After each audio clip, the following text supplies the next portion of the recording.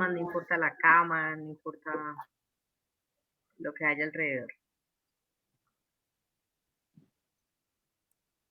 Hola, buenas tardes.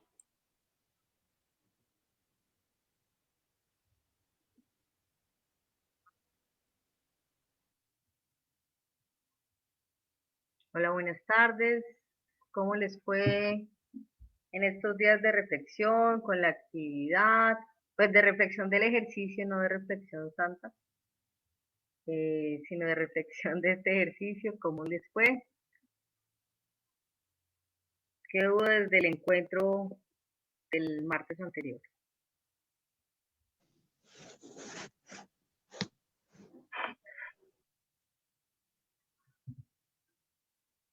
Están silenciosos.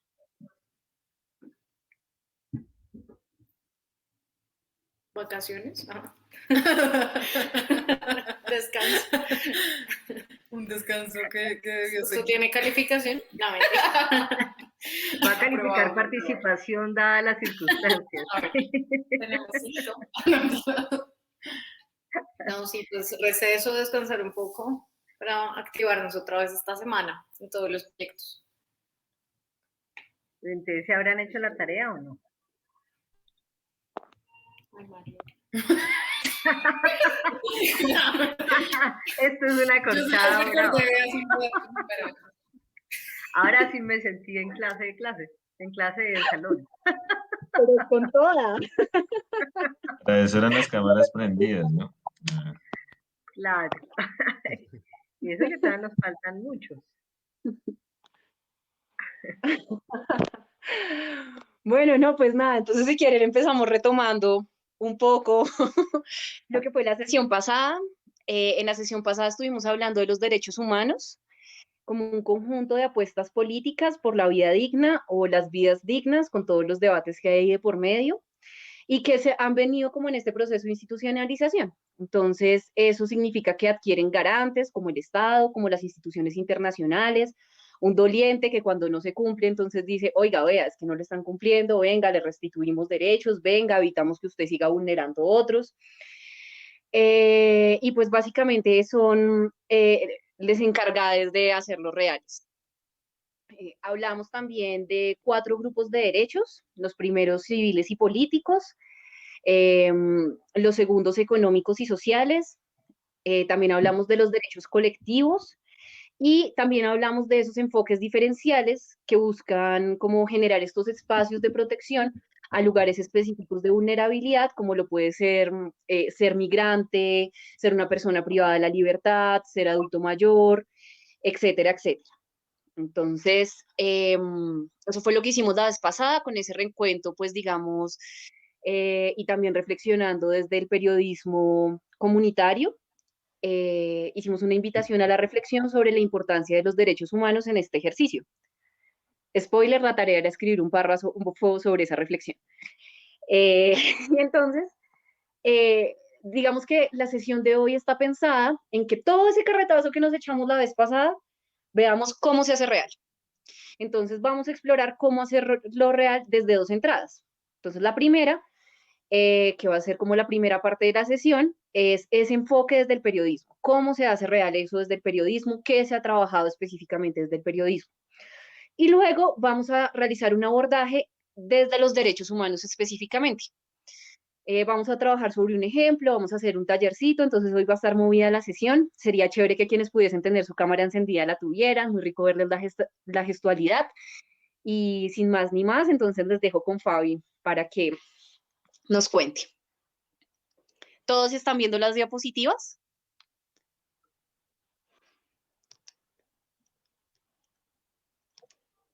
Sí las estamos viendo. Listo. Manifiéstense, bueno. Así sea por el chat. Sí, se vale chatear, claro. Es parte de las dinámicas de su generación. Bueno, la vez pasada, entre lo que conversaron con Daniela y cuando hablaron un poco sobre el tema del periodismo ciudadano y del periodismo comunitario, pues una de las grandes preguntas es qué tiene que ver derechos humanos y periodismo, ¿cierto? Y yo tendría que decir que la verdad es que periodismo sinónimo derechos humanos. Así de básico. Pero digamos que dentro de todas las teorías y lo que la gente maneja, suelen hacer como una diferencia, igual que cuando hablan de periodismo diferente a investigación, y uno diría, debería ser exactamente lo mismo. La investigación y la defensa, la investigación en derechos humanos, eso es periodismo. Así deberíamos trabajar. Y creo que todos los que estamos acá y los que estamos invitados a este espacio, pues es porque precisamente tenemos una apuesta y una defensa efectivamente por poder construir otro tipo de información, porque creemos que la información es pertinente, es necesaria. Si uno cree, ¿todos ustedes creen en la democracia o alguno de ustedes cree en otra forma de gobierno? Yo no soy muy amiga de la democracia, por eso hago la pregunta.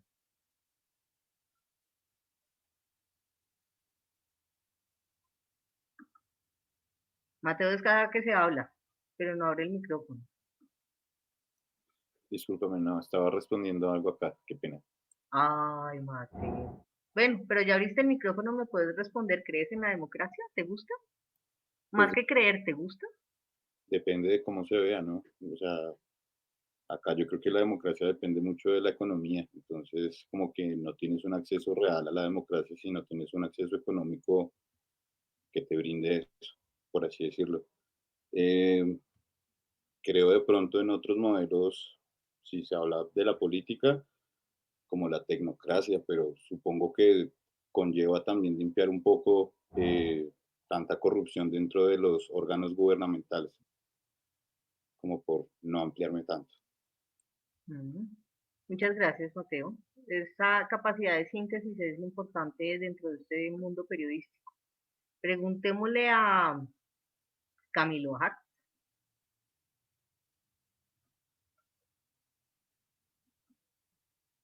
Camilo, ¿estás? Camilo Hart. Ajax Camilo. Ah, ok, qué pena, yo españolizo. Ok, dale, Camilo. Yo creo en la monarquía absolutista. No, mentiras.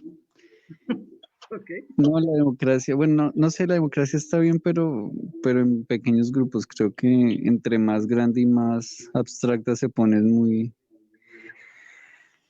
como muy complicado que en verdad uno se sienta como, bueno, en este caso la democracia representativa, que uno sienta que sí hay representación y que sí hay oportunidad de que se reconozcan y se atiendan las voces de tantas regiones, por ejemplo, en este país. Siento que este país tiende a ser como más, sería que autárquico de gobernarse por zonas, de gobernarse como entre las mismas comunidades muchas veces, por la como por la falta de una democracia como que sí responda a sus necesidades. Ok. ¿Alguien más? ¿O cojo otro al azar? Andrés. Bueno, pues democracia en Colombia creo que no es bien aplicada. Entonces de las personas que veo la política, como no soy tan fanatismo a la política ni a ninguna ideología, porque siento que la política como que manipula al pueblo. Entonces no le ligo mucho a la democracia, y creo que acá no hay democracia en Colombia. Y lo hemos visto durante este tiempo. Ok. Bueno, creo que aquí todos somos unos descontentos de la democracia, eso está muy bien. Y creo que las maneras como se ha aplicado la democracia llevan efectivamente a muchas equivocaciones, pero creo que los tres plantearon, eh, si bien ese descontento, también plantean cosas que tienen que ver con el ejercicio periodístico y por qué la importancia de la información. Entonces, cuando hablaba Mateo de la tecnocracia, uno esperaría como un tema un poco más claro de las reglas del juego y que sea por unas condiciones y no por otras, y eso implica información. Y si uno habla de lo que hablaba ahorita Camilo sobre la variedad que hay en el país y eso implica información.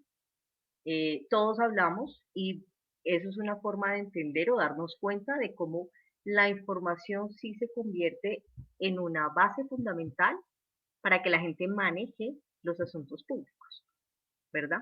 Si entendemos público, incluido lo que manejan las empresas privadas, para no hacer toda una charla de opinión pública. Pero hay que entender lo público como aquello que efectivamente nos involucra a todos, aún las cosas que manejan las empresas privadas. Entonces, cuando nosotros ejercemos el derecho de información, de informar propiamente, tenemos que manejar como cierto cuidado y tener cierto tacto, digámoslo así, para no terminar cayendo también en equivocaciones como las que hablábamos del tema de la democracia. Entonces, cuando lo hacemos equivocadamente, cuando omitimos algo, cuando hacemos un manejo de la información que se convierte en desinformación, o cuando terminamos subinformando, terminamos yendo en contra de todos esos principios que estamos buscando, y es poder cambiar estos modelos de gobierno para que exista una sociedad un poco como más equilibrada, para no tenernos que casar en este momento con algo ideológico o político. Pero eso me recuerda a una cosa que mencionó Alex, y es que la política, Andrés, la política es todo, incluida la farándula. Todo tiene una propuesta política y en todo hay una propuesta política. Entonces, eso también tenemos que tenerlo en cuenta cuando estamos realizando estos ejercicios de información. Entonces, a veces uno tiene que preguntarse periodísticamente cuál es la información digna de ser cubierta. Entonces, si uno está acá, uno diría, ¿qué es lo digno? ¿Cuál es el tema y cuál es el hecho o cuál es la persona digna para que yo vaya y la entreviste o para que yo vaya y registre un hecho? Eso ya nos empieza a ubicar desde otro lado. Si yo me empiezo preguntando, ¿cuál es la información digna de ser cubierta? Y eso me ubica a mí como persona y como periodista en un punto de la sociedad. Y parte de lo que estamos haciendo acá, es decir, aquí vamos a informar por eso, siempre con un enfoque de derechos humanos, porque esa es nuestra apuesta. Otro tipo de democracia y otro tipo de política o manejo de gobierno. Entre más información tenga la gente, decíamos ahora, vamos a tener la posibilidad de hacer un debate enriquecido, un debate público que sea enriquecido. Pero si ese enriquecimiento nos lo da el pulsito de 30 segundos del noticiero, o nos lo da la breve que salió en la página, entonces realmente qué tan nutrida es la información que yo doy para un debate público, amplio y abierto. Entonces, esas son cosas que nos empezamos a preguntar acá para poder decir por qué si hacemos un periodismo con enfoque de derechos humanos. Dentro de eso, pues también hay toda una apuesta, obviamente, cuando hablaban ahora de aquí no hay tecnocracia o deberíamos irnos a una monarquía, ese tipo de cosas, entonces uno podría decir que entre más información tengas, puedes evitar que existan más hechos como esos, más hechos de corrupción.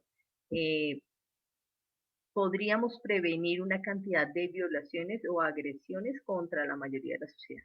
Y eso en últimas es lo que estamos buscando.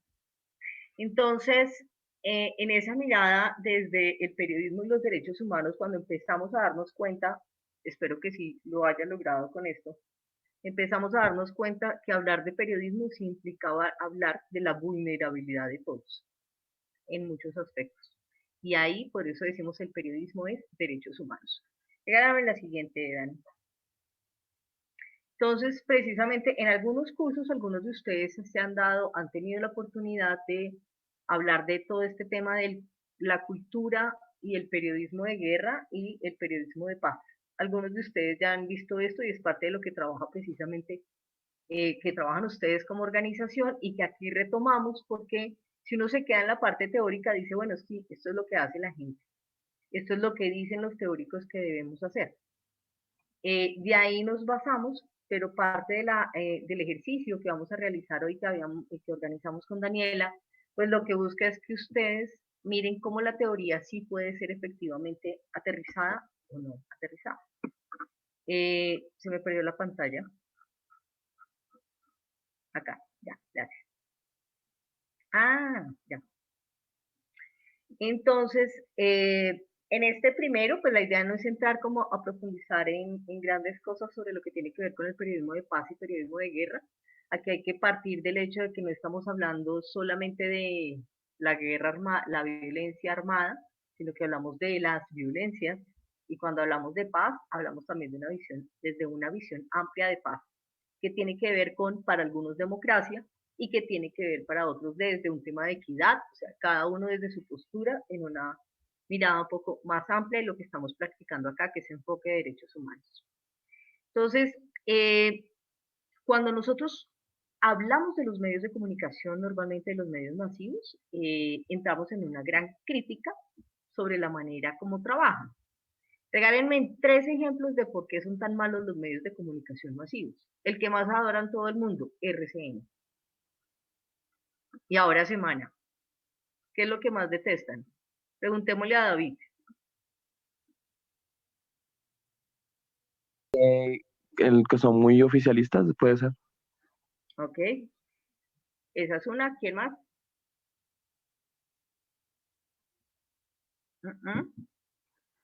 Sí, justo una cosa que aparece acá y es de poner enemigos. Siempre un asunto de enemistar, poner siempre dos bandos, nunca hay pluralidad, ¿no?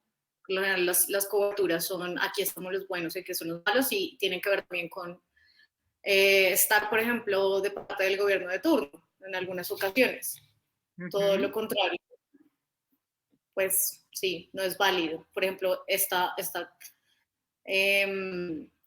funcionalidad que creen de validar o invalidar o deslegitimar, no sé, la manifestación u otras expresiones que van en contra también como, bueno,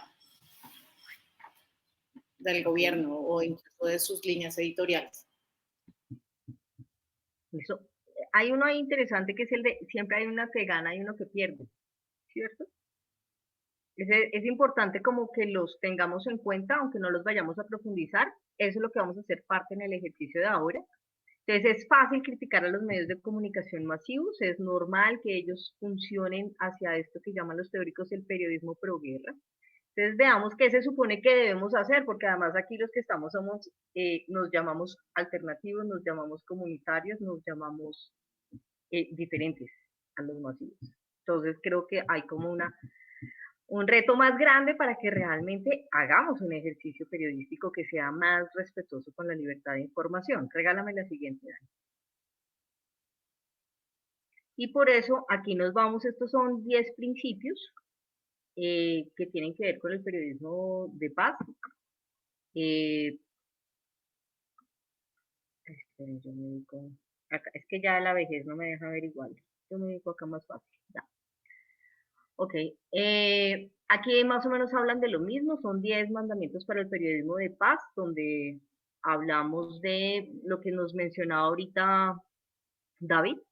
El tercero dice no caer presa de una sola fuente, que es lo que estábamos hablando del oficialismo. Está hablando de se alimenta el odio, termina siendo dual.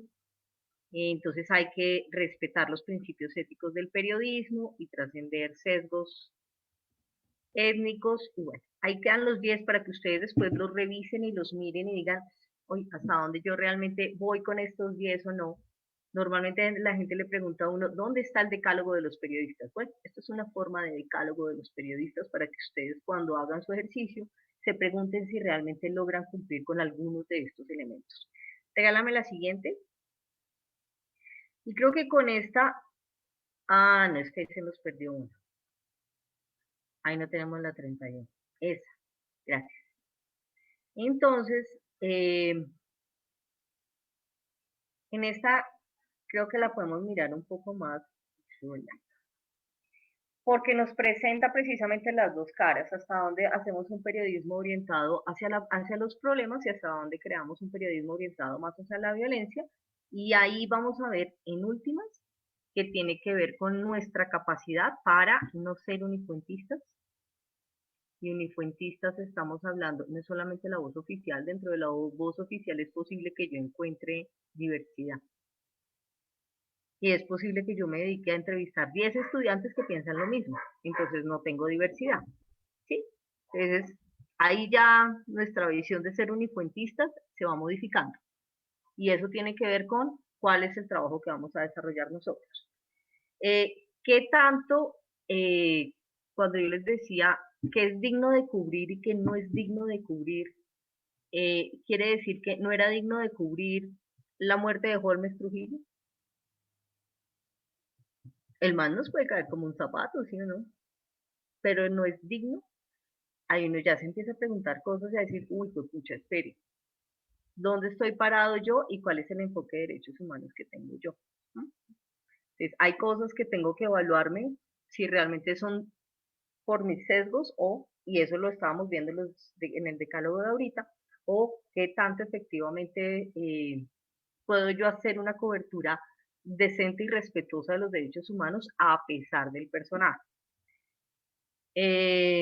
¿Qué podemos ver ahí? Orientado hacia la victoria, entonces, ¿cómo hacemos para mantener siempre las dos fuentes de información o cómo hacemos para buscar otro tipo de información que le permita a la gente nutrirse para ese debate público?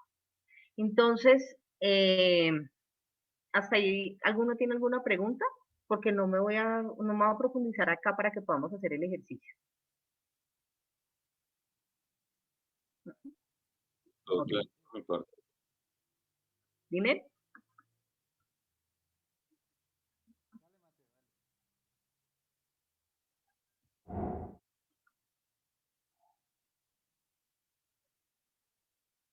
Mateo, tu micro. Decía que todo claro por mi parte. Estaba escribiendo en el chat, pero creo que no están leyendo, pero Ay, sí, acá hay 4. Tienes toda la razón. Dice la democracia, que no sea la liberal. Ay, sí. Y que todo está claro. Listo.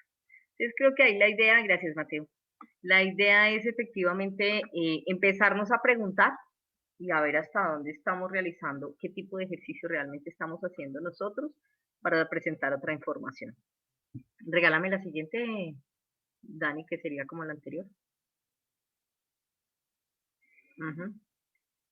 Entonces, dentro de la posibilidad de hacer un periodismo realmente alternativo, que nos presenta una opción, ¿verdad? O si hacemos un periodismo comunitario que está desde la comunidad, desde esta mirada de lo público, y si hacemos uno pensado desde el periodismo ciudadano, donde el individuo es activo, es un sujeto participativo, entonces tenemos que hablar de otros enfoques de periodismo, de otras maneras de hacer periodismo, y en todas vamos a manejar siempre un enfoque de derechos humanos. Entonces, cuando uno critica los medios de comunicación, lo que hace normalmente, bueno, además de criticarlos, para poder hacer un estudio y un análisis de medios, uno normalmente entra a mirar el contenido informativo. ¿Qué es lo que ustedes hicieron? ¿Cómo lo hicieron? ¿Cómo, cómo esas ideas de cambio y transformación se evidencian en el texto? ¿Dónde están en el video? ¿En el audio dónde aparecieron? Entonces, eso que dijimos, es que RCN siempre tiene que presentar un enemigo, ¿ok? Hasta donde nosotros siempre presentamos al Estado como enemigo de pronto y no lo presentamos como un sujeto a favor. Entonces, ahí nos toca entrar a mirar cómo hacemos nosotros, cuáles son nuestros enemigos y cómo los cambiamos o cómo presentamos una mejor información. Entonces, y eso lo hacemos o lo podemos mirar a través de un ejercicio juicioso, de lo que llamarían académicamente un análisis del discurso, un análisis del contenido, ¿verdad? Cada palabra tiene una carga. La palabra que yo use me va a significar. Entonces, cuando nosotros decimos los medios de comunicación masivos han creado una cantidad de estereotipos en las mentes de las personas, una idea de sociedad equivocada, una imagen de mujer cosificada, eso pasa por el lenguaje facial, corporal, verbal, y eso pasa con lo que vamos a hacer. Por eso se trabaja con un análisis de contenido, con un análisis del discurso. Y por eso acá dentro del rigor periodístico que nos presenta aquí la diapositiva, hablamos un poco de, vamos a empezar a revisar nuestro lenguaje, cómo usamos adjetivos, cómo usamos adverbios, cuáles son los juicios que hacemos cuando estamos trabajando la información.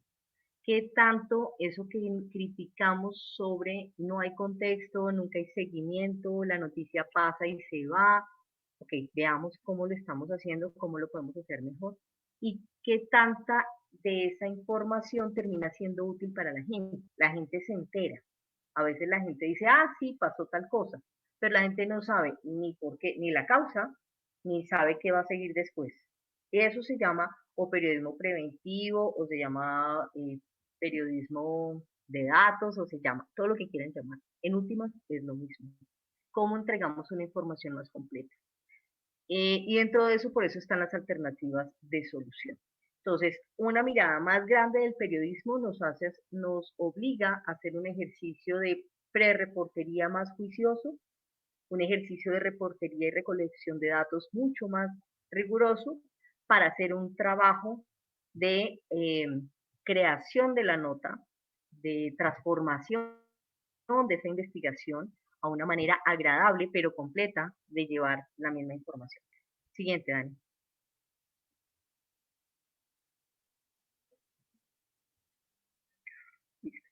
Entonces, ahí empatamos un poco, si nos paramos desde ahí, vamos a seguir entendiendo por qué esto que veíamos con Daniela termina absolutamente empatado con todo el discurso que estamos trabajando desde los derechos humanos y desde una mirada un poco más juiciosa de cómo lo estamos haciendo, que también estamos estructurando los mensajes con los que pretendemos que el país cambie.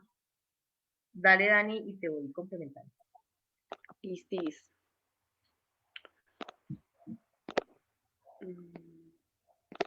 ¿Me escuchan? ¿Ya me escuchan ahí? ¿Listo? Sí. Bueno, entonces, desde los derechos humanos vamos a hablar desde dos caminos posibles. Entonces, ¿se acuerdan del título de la presentación? Por aquí está. Enfoque y perspectiva de derechos humanos. Entonces, ¿qué creen ustedes que pueda distinguir a un enfoque de una perspectiva? ¿Qué se les ocurre?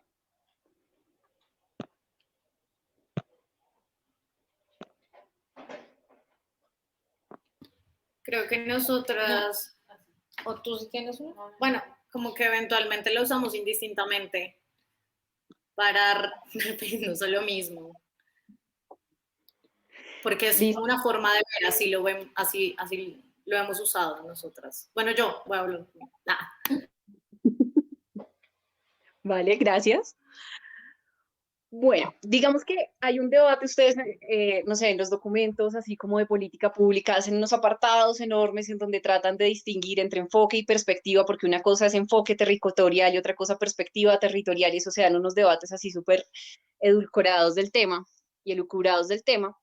Pero pues en últimas, la diferencia entre enfoque y perspectiva es más como, ¿ustedes se acuerdan del ejercicio que hicimos la sesión pasada sobre la lista de reproducción? Entonces, cuando hablamos de un enfoque, podemos decir como a Daniela y a Natalie les gusta la música para planchar a la hora de hacer oficio. Entonces, cuando estamos hablando de perspectiva, entonces, ¿qué estamos haciendo ahí? Estamos visibilizando un hecho.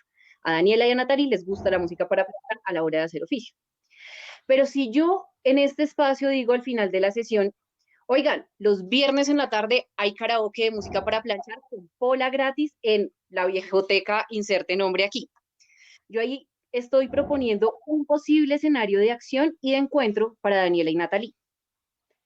Entonces, mientras que una perspectiva lo que nos plantea es la posibilidad de visibilizar algo, un enfoque lo que nos da es también un camino de acción. No solo nos visibiliza, sino que da un camino de acción, un camino de actuación. Y entonces, digamos, desde la labor periodística sería ese camino de actuación tejido desde la palabra, esa intervención. Va más como en ese orden la distinción ahí. Entonces, ¿es mejor visibilizar o es mejor dar posibilidades para la acción? ¿Ustedes qué creen? ¿Qué opinan? Pues nosotras, bueno, yo otra vez hablo para mí.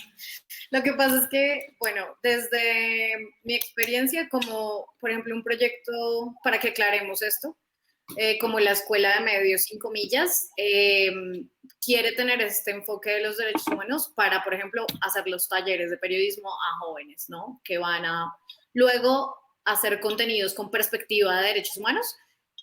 Sí, sería como es como la definición o la distinción entre ambos. Ahí pasa algo que pasa mucho en la cobertura noticiosa. Normalmente lo que hacen los periodistas en masa es manejar una perspectiva, es decir, hacen el registro de cositas. Dentro de eso, no sé si vieron, por ejemplo, ayer hubo un informe que uno diría, buenísimo, el informe de La Verde con el tema de las cárceles. El man registró un informe y nos contó una cantidad de violaciones de derechos humanos dentro de la cárcel Modelo.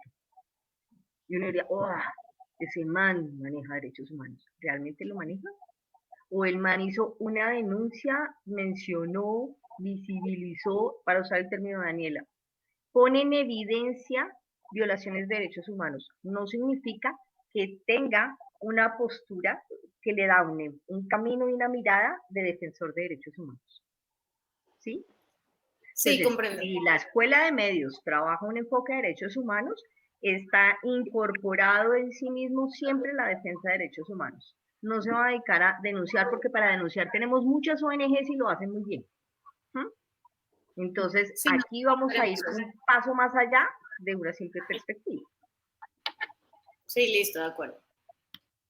Digamos, ahí el tema también viene súper vinculado al contexto. Un poco, para poner el ejemplo que decía Fabi, de ir y mostrar como una cantidad de violaciones a los derechos humanos al interior de las cárceles. Realmente, en este punto, no es nada nuevo en este país que al interior de las cárceles estén vulnerando los derechos humanos. No, o sea, no nos está mostrando como nada novedoso, nada de lo que la opinión pública no esté acostumbrada. Entonces, ¿cuál sería el valor extra que le sumamos a eso? Es decir, oigan, los familiares que tengan personas que les estén vulnerando los derechos humanos al interior de la cárcel Modelo pueden remitirse a tales rutas, a tales teléfonos, tales ONGs están trabajando con el asunto, es contactar, generar lugares de encuentro. Pero entonces vamos a poner otro panorama, algo que no esté tan normalizado. ¿Se acuerdan que habíamos hablado que habían unos derechos como de cuarta generación que era sobre cosas que todavía no habían pasado, pero ya nos estábamos imaginando, como lo de la inteligencia artificial y demás? Imagínense ustedes un escenario en que se crea un robot. Disculpen un momento. Calma. Imagínense que se montan un robot, y el robot tiene inteligencia artificial, se sale de control y resulta que el robot se vuelve nazi y empieza a atacar personas racializadas. Díganme ¿ustedes creen que existe algún protocolo en este país para atender a un robot nazi atacando personas racializadas? ¿Ustedes como periodistas creen que podrían siquiera aplicar un enfoque ahí que le dijera a la ciudadanía cómo actuar frente a eso?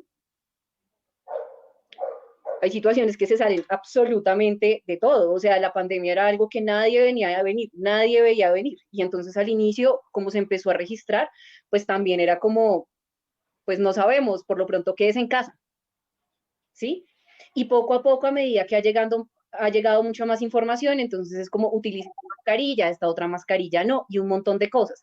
Entonces también el tema de visibilizar algo o de trabajar con un enfoque integral que trate de mostrar la perspectiva de un modo orgánico y también como enfocado al actuar, a la acción, depende de con cuánta información contemos y es un tema más bien contextual, pero que sea un tema contextual y no porque nos dio pereza, no sé, buscar la ruta de atención para atención a violencias a las personas, no sé, con orientación sexual diversa. Entonces, es un poco para hacer esa distinción entre enfoque y perspectiva. Ya con esto en mente, quisiéramos presentarles un diagrama de flujo que nos ayude a distinguir así, rápido, una herramienta.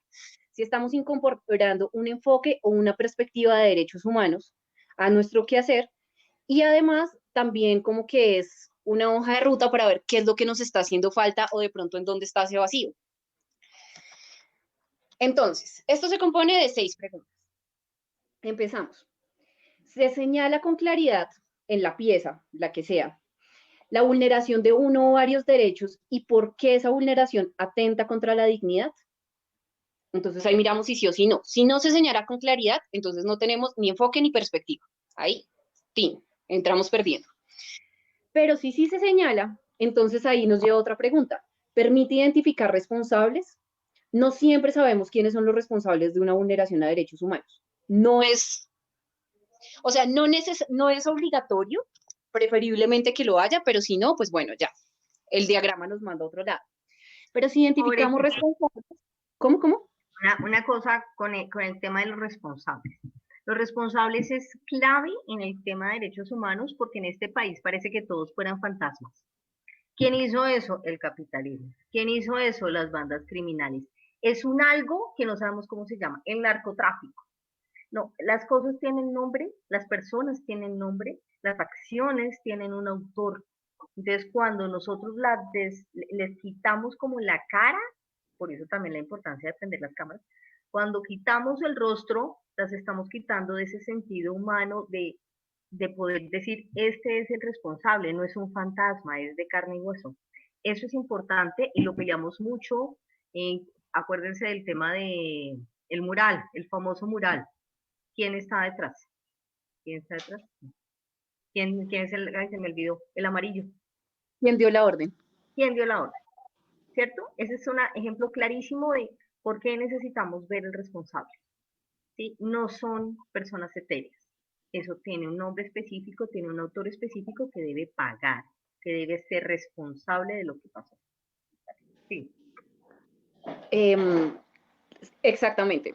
Y digamos que ahí cuando mencionamos responsables, cuando mencionamos nombres con apellido, entonces, no sé, por ejemplo, el artículo que ustedes tienen sobre el clan Neco.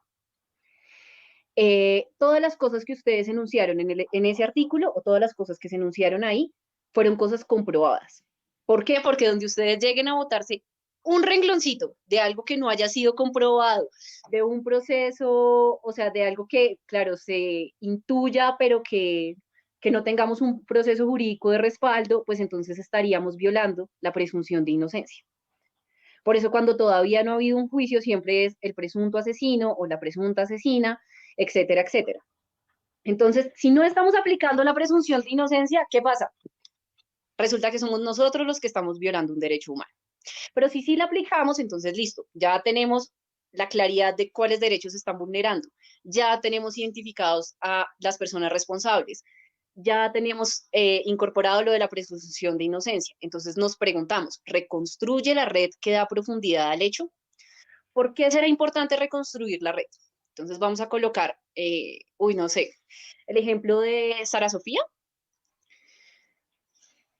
Han habido 1500 notas distintas respecto al caso de la niña desaparecida. Y entonces uno puede distinguir entre una nota más o menos amarillista dependiendo de qué cantidad de contexto le meta al asunto.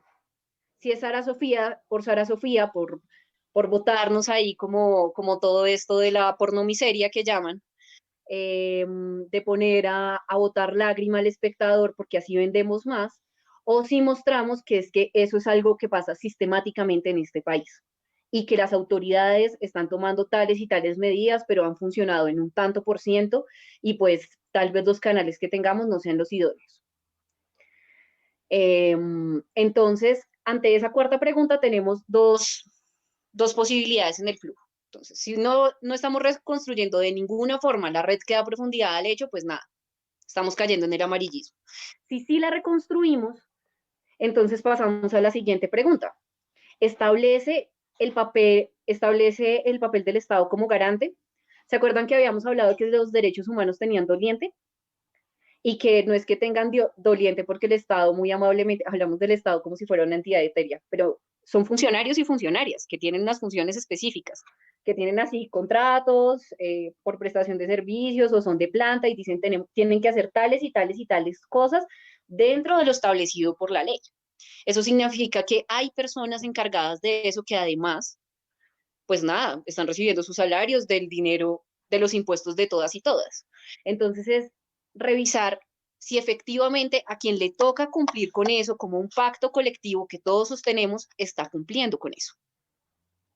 Si nosotros no visibilizamos el papel del Estado como garante, una de dos, o estamos desinformando o no tenemos hilo conductor en nuestro texto. Una de dos. Una pregunta ahí para todos. En el caso de Sara Sofía, ¿qué entidad estatal sería el responsable garante?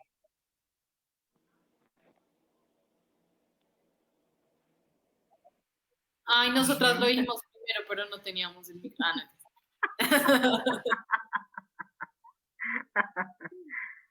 Ok, listo. Entonces ahí debería aparecer, y no sé en cuántas entrevistas han visto que han hecho con el ICBF. Yo tengo una pregunta más. ¿Solo el ICBF?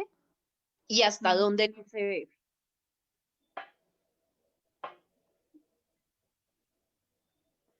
Comisarías de familia. Pues no como otros, ¿no? La dice comisarías de familia y también hay policía de infancia y adolescencia, ¿no?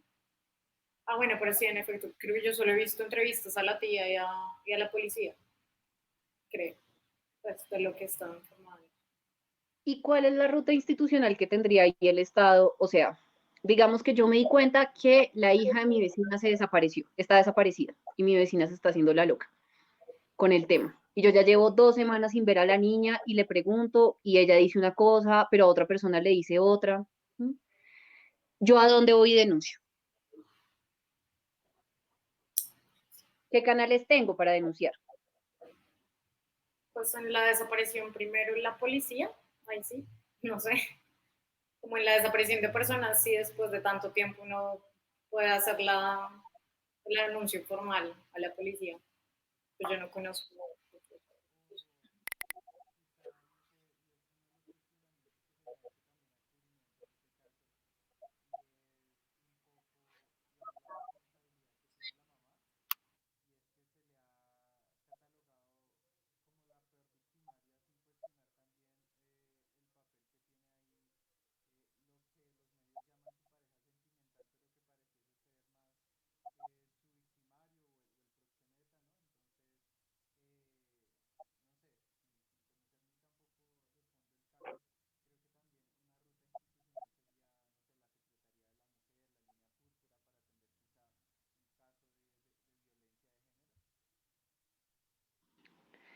Sí, digamos que es un acercamiento interesante porque es que resulta que tenemos muchas instituciones, y en teoría tenemos sistemas de alertas. Y entonces eso lo podemos activar porque, por ejemplo, yo voy a una comisaría de familia y pongo aviso, pero también puede ser porque yo llame y haga una denuncia anónima a la policía, pero también puede ser porque yo me vaya para una URI, pero también puede ser porque yo me esté dando cuenta de temas de prostitución infantil y entonces, o de violencia doméstica entre pues el excompañero o el compañero de la mamá de Sara Sofía y la mamá de Sara Sofía. Y entonces me pillé eso y ¡tin! Lo denunció en Casa de Igualdad. O sea, voy y busco asesoría jurídica en Casa de Igualdad, en donde me van a encaminar en la ruta correspondiente para denunciar violencias contra las mujeres. Entonces, realmente hay muchas posibles rutas dependiendo de cuál es la o sea, qué derecho se vulneró ahí, qué es lo que yo voy a poner de centro de la noticia. Si yo voy a colocar el maltrato intrafamiliar que sufrían ahí, probablemente las rutas van a ser distintas, así yo le doy énfasis al tema de la desaparición de una niña. ¿Y con quién empezamos? Y bueno, les voy a poner así como un ejemplo de esos chistosos. Ayer, como antier, me estaba leyendo un artículo de Salud Hernández, no sé si ustedes vieron el tuit de Marta Lucía Ramírez que generó así toda la controversia del mundo de qué está pasando con nuestras instituciones, y pues todo el mundo le recordó que ella era la institucionalidad. Pero en el tuit ella colocaba un pantalla, como una foto del artículo de Salud Hernández, en donde Salud Hernández se tomó el trabajo de ir a consultar cuál fue la denuncia puntual que colocaron en policía y cómo empezó a fallar la institucionalidad desde ahí. Entonces, ¿qué es lo que está haciendo la nena en ese artículo? Estableciendo el papel del Estado como garante. Ya está diciendo, pero es que vea, todo el procedimiento policivo se hizo mal. Se reportó que la desaparecida era una adolescente, se colocaron mal las fechas en el diligenciamiento del formulario, no hubo una persona asignada para el caso, sino hasta tal fecha. Entonces, en ese ejercicio, ella estableció el papel del Estado como garante de derechos. ¿Sí queda más claro? Sí, no, manifiéstense. Sí. Es que no nos gusta darle la razón a Salud Hernández.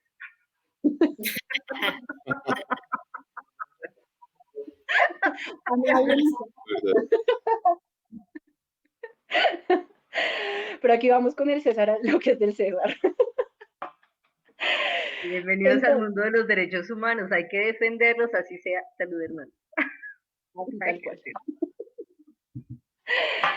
Entonces, si no establecimos el papel del Estado como garante, podemos estar desinformando o podemos no tener un hilo conductor. Y lo del hilo conductor hace referencia justamente a eso. Si no sabemos a qué derecho está respondiendo nuestra noticia, nuestra narración, nuestra pieza gráfica, lo que sea que estemos haciendo, pues difícilmente vamos a establecer el papel del Estado como garante, porque vamos a hablar del Estado como una entidad así como Dios, escrito con mayúscula y todo, igual que Dios. Entonces, la idea es ponerlo en términos concretos.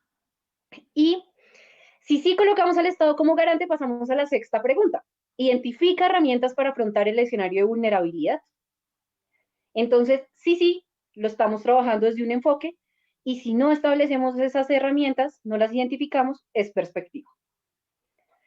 ¿Alguien tiene alguna duda hasta acá respecto al diagrama de flujo?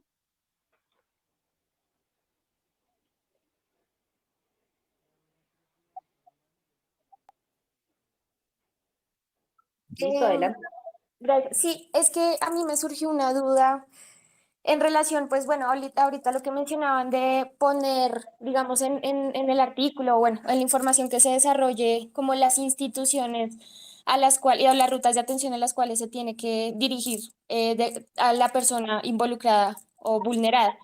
Pero me surge también un poco la duda de si también sería importante, o bueno, desde mi perspectiva, me parecería interesante si se pudieran plantear incluso digamos, información de acción de las mismas personas para no, digamos que destinar la responsabilidad completa a las instituciones y desligar a la comunidad, digamos, de accionar, digamos, en ciertos casos, pues porque de alguna manera sabemos que tristemente acá en Colombia estas rutas de atención muchas veces no funcionan.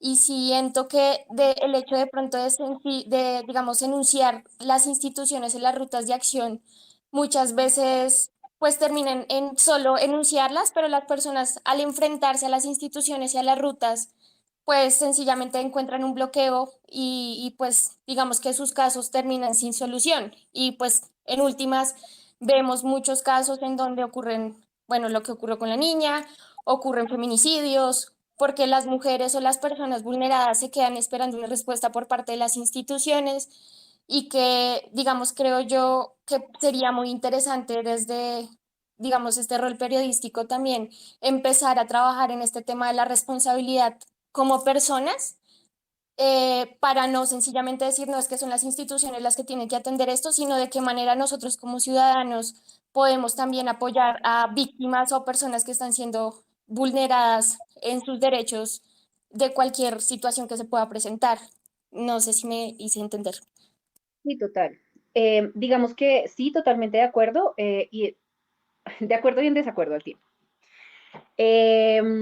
Las herramientas para afrontar el escenario de vulnerabilidad, digamos, están escritas así, porque se entiende que van más allá del Estado, que hay muchas herramientas posibles. Entonces, por ejemplo, herramientas para afrontar un escenario de vulnerabilidad como consecuencia del cambio climático. Pues probablemente en este momento organizaciones ciudadanas están haciendo mucho más de lo que está haciendo el Estado. Entonces, en ese sentido, es muy importante visibilizar esos canales, es muy importante, nuevamente, ponernos como un lugar de encuentro, ponernos como un lugar de cómo se cruzan cosas. Entonces, es como esta ONG está haciendo tales cosas, estos grupos de personas están haciendo tal otra. Hay una red, por ejemplo, la red comunitaria trans, todo lo que mueve para todo lo que es la restitución de derechos de las personas trans aquí en Bogotá.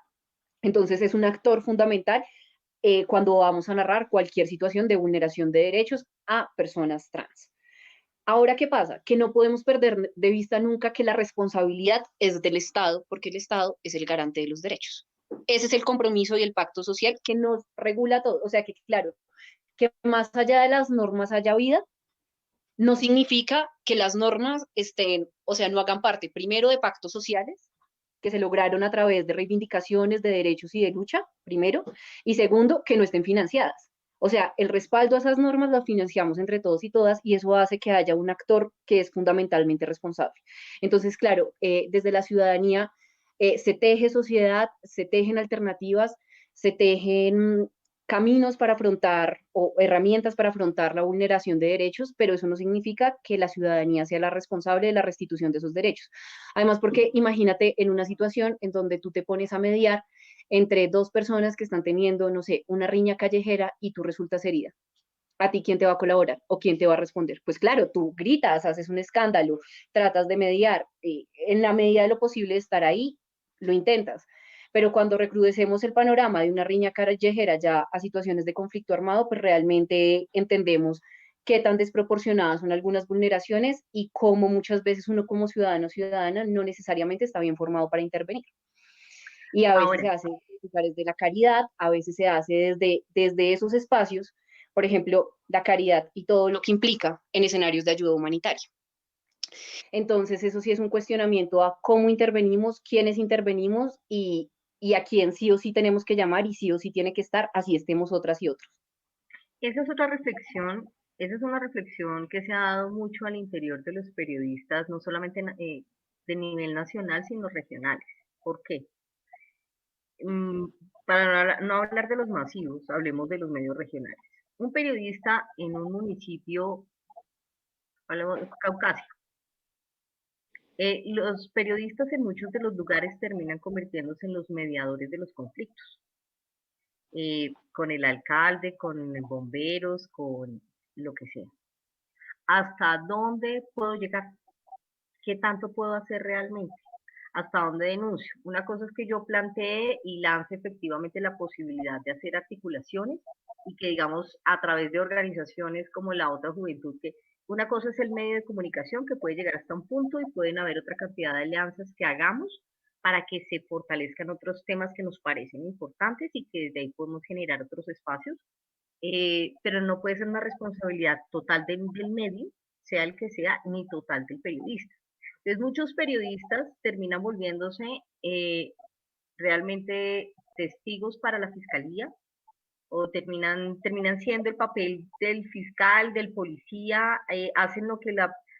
Yo sé que aquí nadie hace, nadie investiga nada y a veces los periodistas son los que terminan haciéndolo, pero ¿hasta dónde terminas abandonando tu labor de informar por dedicarte a una sola investigación en la que profundizas y te vuelves policía y fiscalía?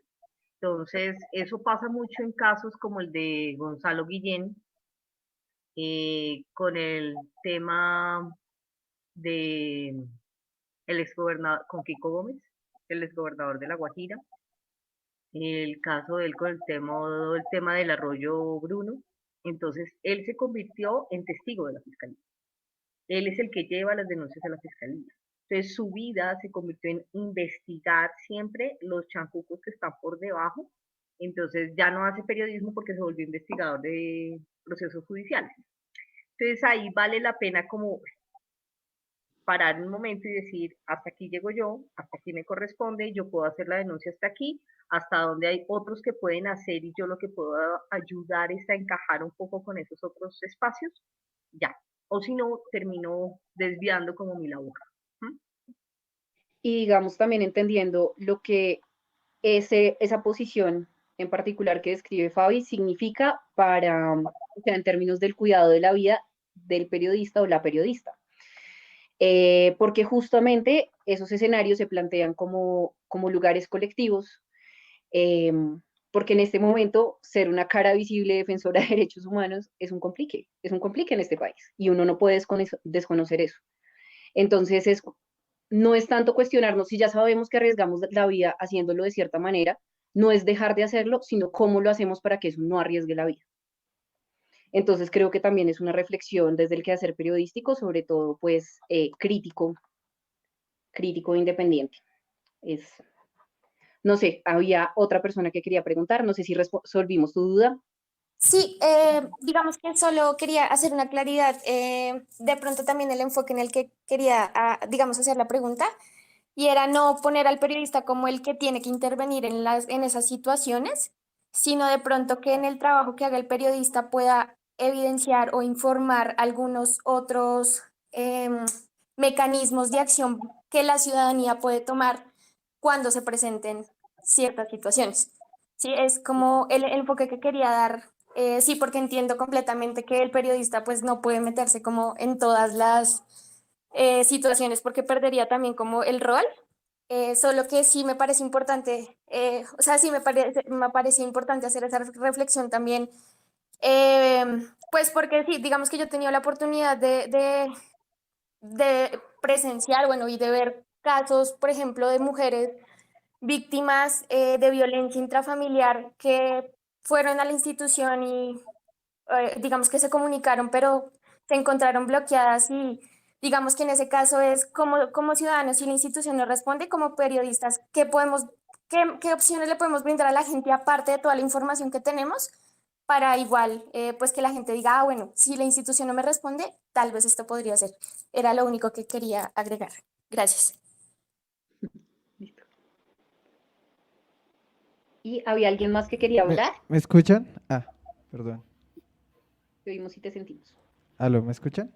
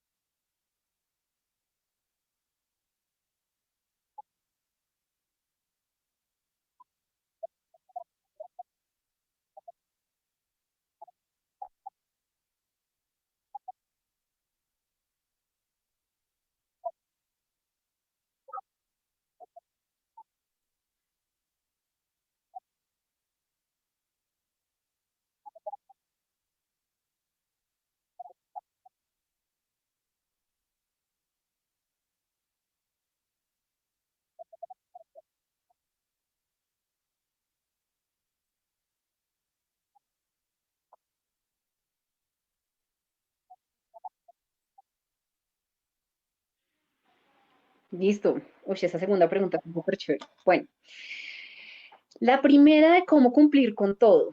Em, yo creo que lo primero sería desromantizar la idea del enfoque, ¿no? O sea, cuando vamos a trabajar enfoques, porque nos vamos a centrar específicamente en un tema de derechos humanos, o sea, como que ese va a ser el hilo conductor de nuestro artículo. Hay muchos, o sea, artículo, pieza, podcast, pieza comunicativa en general.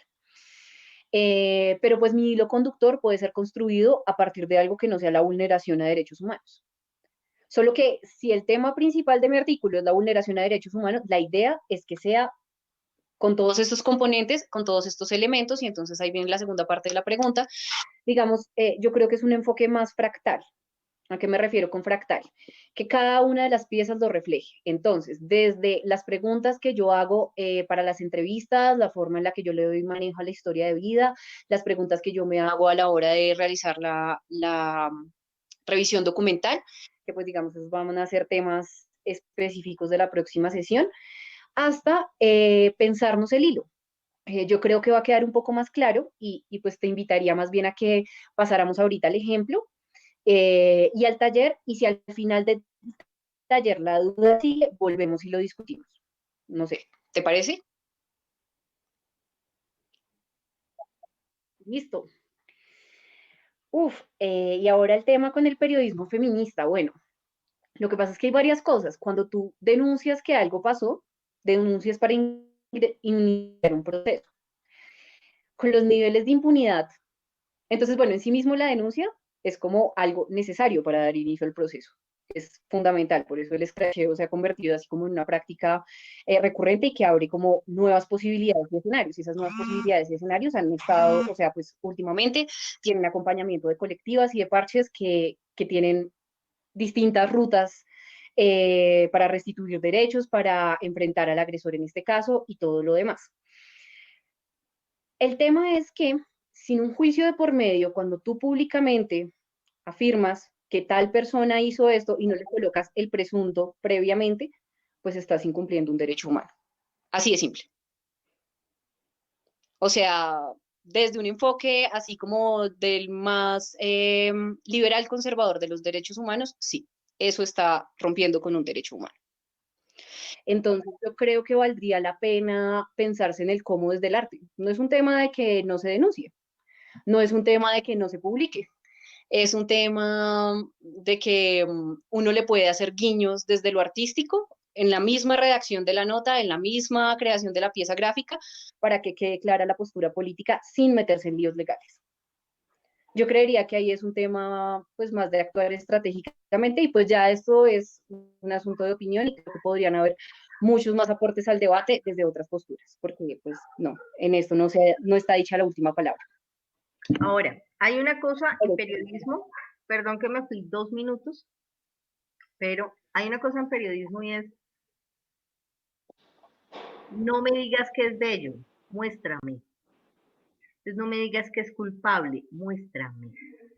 Queremos decir que Uribe es el peor de los homicidas, muéstrame.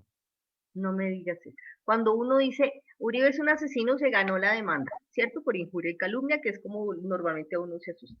Pero si tú muestras evidencias, presentas una relación de hechos, presentas la sistematicidad de algo, entonces tú estás mostrando que realmente es un homicida.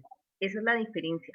Cuando tú además, no solamente por el tema, lo hablábamos con Daniela en la preparación, no solamente es el tema de la presunción de inocencia, sino cuando tú señalas, acusas y valoras a la persona.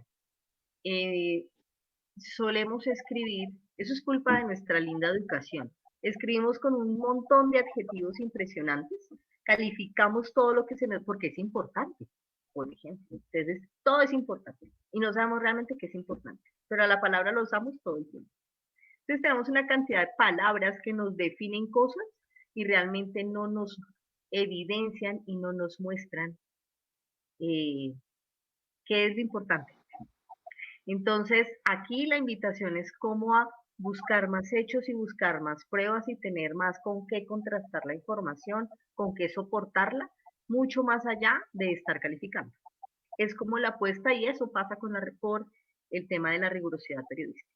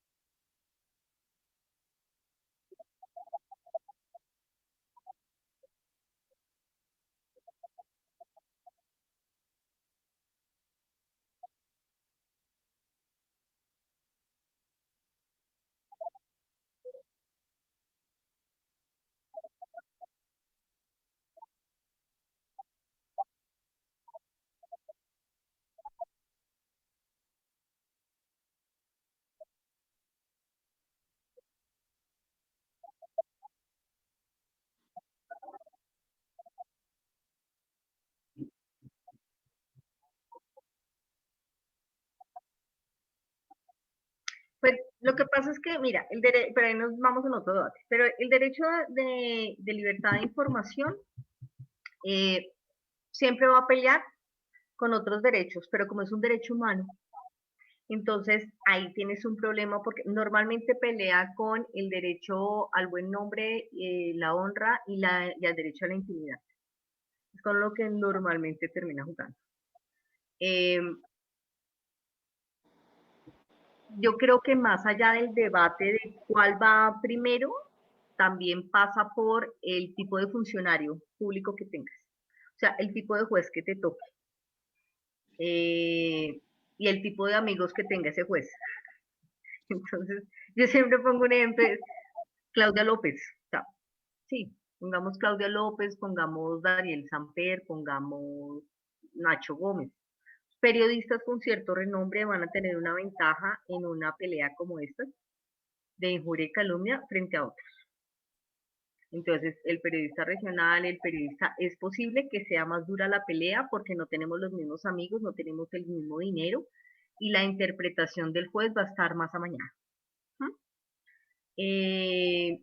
Los abogados que te... Un ejemplo tonto, para un ejemplo tonto.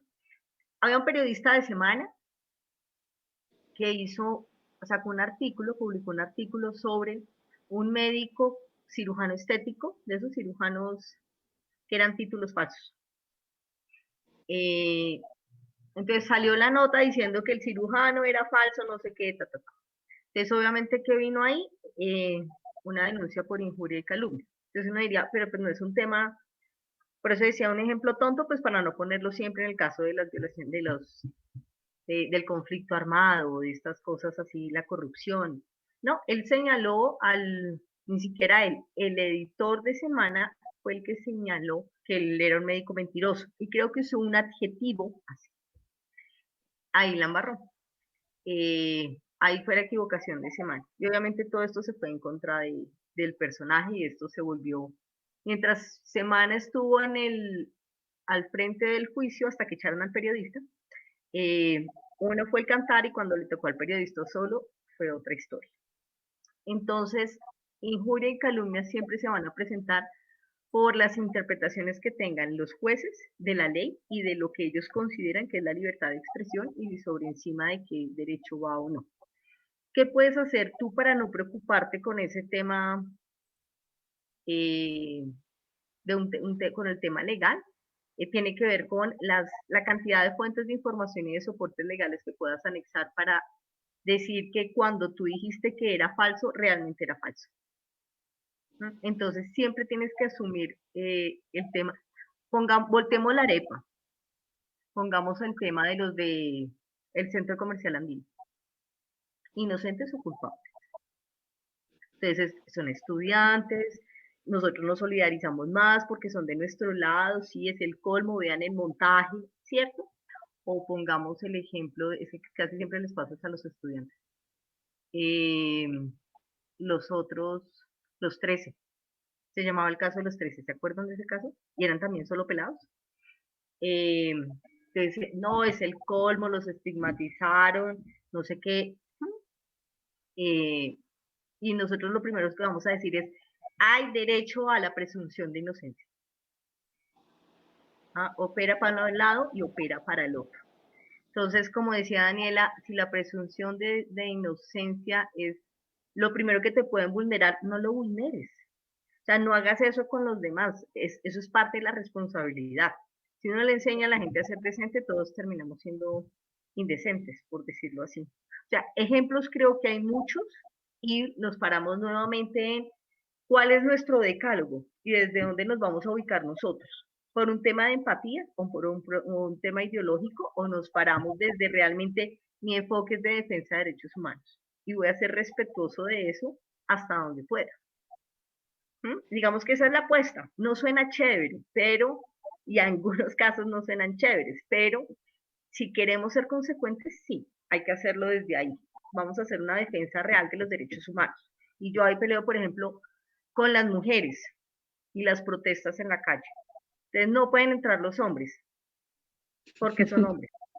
Maruchis, O sea, entro inmediatamente a defender a todos los hombres, los están vulnerando, todos son culpables. No. ¿Mm?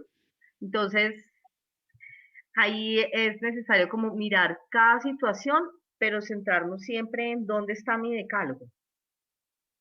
Yo debería pararme siempre desde la defensa del derecho humano del otro que está siendo vulnerado. Se llama Uribe, o se llama Salud Hernández, o se llama como se llama. Desafortunadamente, así fue. ¿Listos? No hablo más porque aquí me quedo. ¿Alguna otra duda?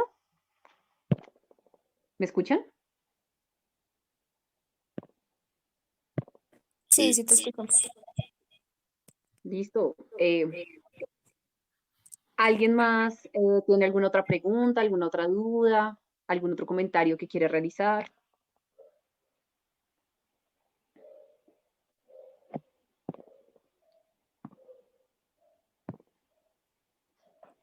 No se me aburran por lo que acabo de decir. Por defender no por defender a los de derecha los tenemos que aburrir. No Es siempre que hay pasa. mucha tela para cortar. O sea, creo que abordaron tantos temas que no queda como... Hay mucha tela para cortar. Sí, hay, o sea, como que el tema de los derechos humanos, por supuesto, genera mil debates, ¿no? Y digamos, es una cuestión, ¿se acuerdan que la vez pasada charlábamos que era también tomar postura frente a cosas? Bueno, es tomar postura frente a cosas. O sea, básicamente lo que dice Fabi de desde dónde me voy a parar de una apuesta política, desde dónde me voy a parar de la defensa de lo que hay, desde dónde me voy a parar desde esto es lo más humano o lo más respetuoso que tenemos como un código eh, entre personas, entonces yo le voy a apostar por este camino. Es una postura política.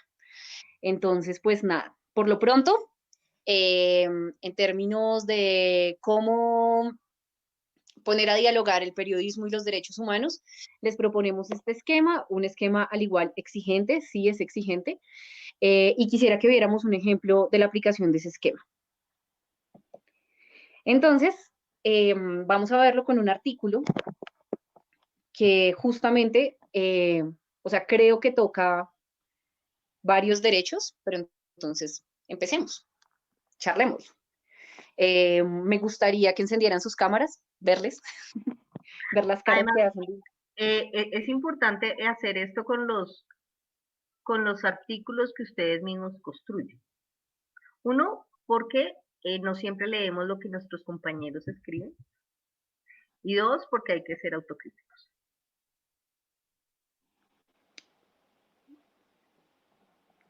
¿Quién más quiere hablar? ¿Alguien? Como 3 personas levantaron la mano. Apenas cambié de diapositiva.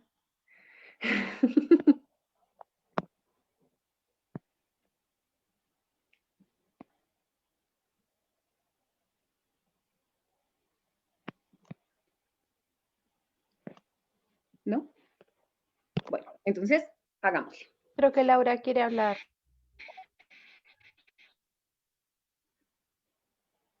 Laura, adelante.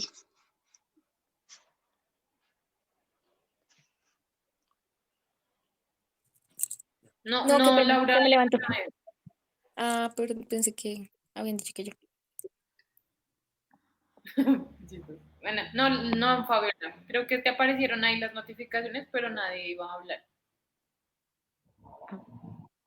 Bueno, entonces hagamos. La propuesta social como paisaje urbano de Bogotá. Entonces, empezamos por la primera pregunta del flujo, que es, ¿se señala con claridad la vulneración de uno o varios derechos y por qué eso atenta contra la dignidad de las personas? Entonces, yo seleccioné un par, 3 apartes del artículo, les invito a que lo revisemos para ver qué derechos se señalan ahí en la vulneración. Entonces, voy a leerles. En estas jornadas de lucha, todos y todas somos necesariamente partícipes. La rabia está desbordada, el sudor se evapora y el enemigo se muestra más claro que nunca. Cuando algo sí ocurre, el mejor escenario que se espera es el de la manifestación convertida en estallido social y que estas mismas fuerzas que le dieron vida trabajen juntas para crear nuevas sinergias que involucren a la ciudadanía a largo plazo. Desafortunadamente en Colombia, el desarrollo de estas sinergias y la prolongación del estallido han sido siempre tareas difíciles y las divisiones comúnmente están a la orden del día. La ciudad es muy compleja en sus dinámicas propias, pero hay cosas que siempre mantenemos simples. Cuando es necesario tomar un respiro, simplemente lo hacemos. En el mejor de los casos, volvemos a lo que sea que denominamos hogar, dormimos y recuperamos fuerzas. Quisiera saber qué derecho ven ahí ustedes.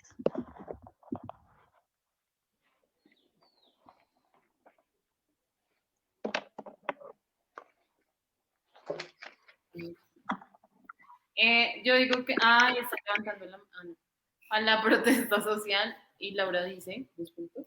No, pues que yo no veía, sí, pues se puede inferir eso, pero no está directamente expresado, ¿no? Y esto es una crónica, pues puede que no esté señalando con claridad, como dice la pregunta, el derecho vulnerado. Listo, entonces esos son dos elementos así importantísimos. Primero, inferimos que está haciendo referencia a la protesta social. Y por lo pronto la narración nos ha dejado ver específicamente cuál es el quid del asunto. Pasemos si quieren al siguiente. El pasado fin de semana, un nutrido grupo de agentes del Escuadrón Móvil Antidisturbios, SMAT, bordeaba los alrededores del Palacio de los Deportes, en una de las zonas más céntricas de Bogotá.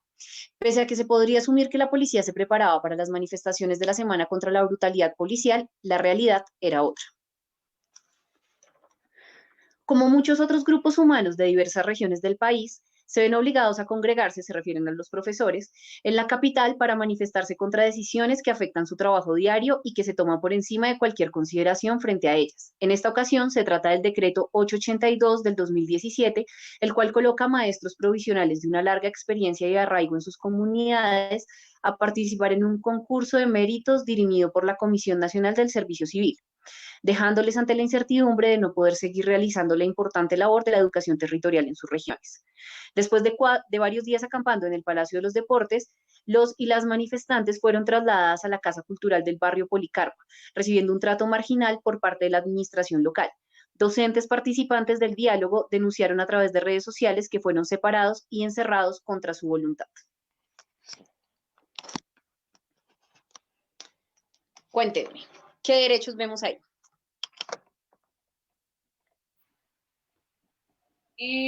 A la libre asociación, creo que se llama el derecho.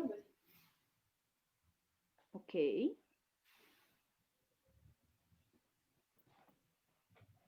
Eso lo voy a decir. ¿Qué más vemos? Violación a la protesta a los derechos humanos de los manifestantes. Listo, entonces tenemos por lo pronto esos dos, protesta y libre asociación. ¿Al trabajo? ¿Cómo? ¿Al trabajo? Al trabajo. Perfecto. ¿Alguno otro que quiera participar?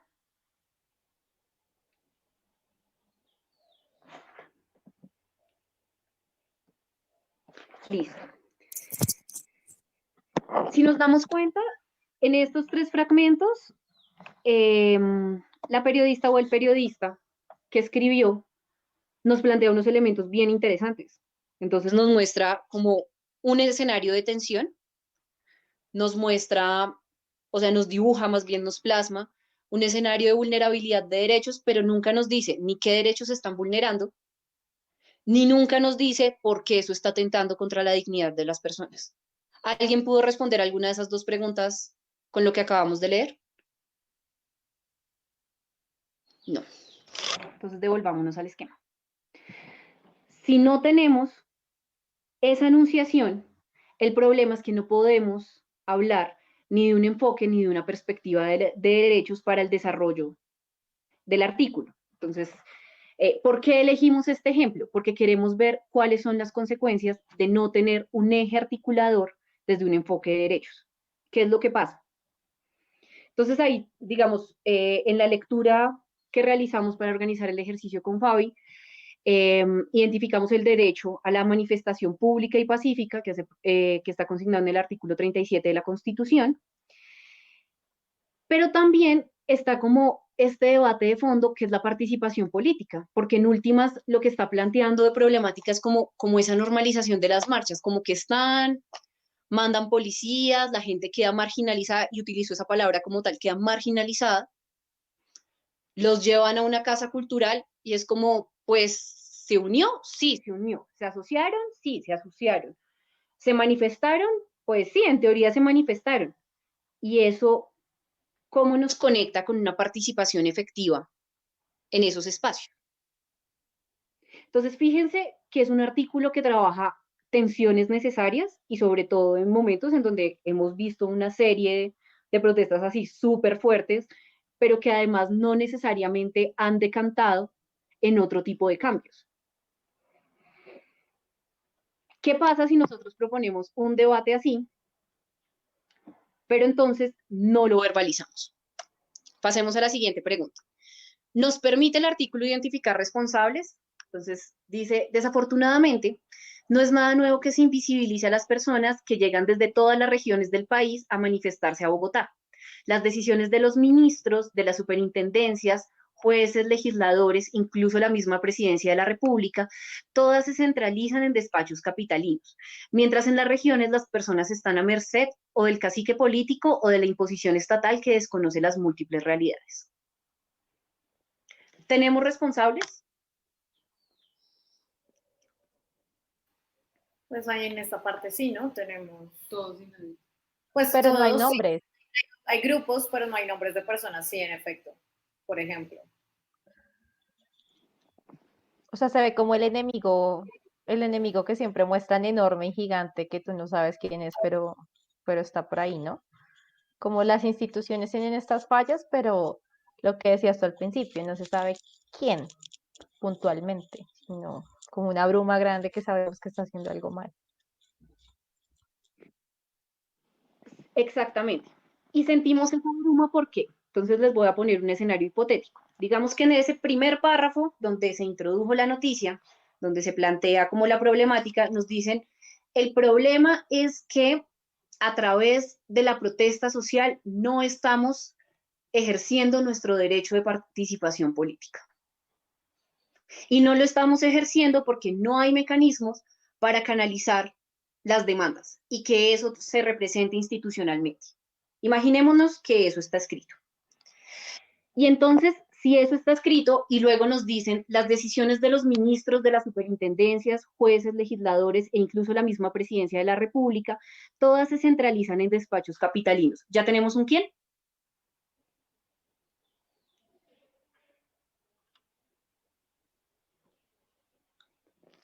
¿Tendríamos ahí un quién? No, ¿Por qué no? pues por lo mismo que habíamos mencionado antes, porque sigue siendo como general el grupo, o sea, no hay como o sea, ¿cuál despacho capitalino? ¿Cuál de todos los despachos que hay acá? Absolutamente, absolutamente. Entonces, que nosotros tengamos identificado cuál es el derecho, ¿nos responde el resto de preguntas? No necesariamente. No necesariamente. Sí, o sea, simplemente quería hacer la claridad sobre esto, como que si bien todas están interconectadas y tener una cosa clara nos ayuda a establecer un hilo conductor, sí significa que cuando identificamos responsables tenemos que hacer una investigación más profunda. Así de sencillo. Entonces, continuamos. En este ejemplo, ¿aplica la presunción de inocencia?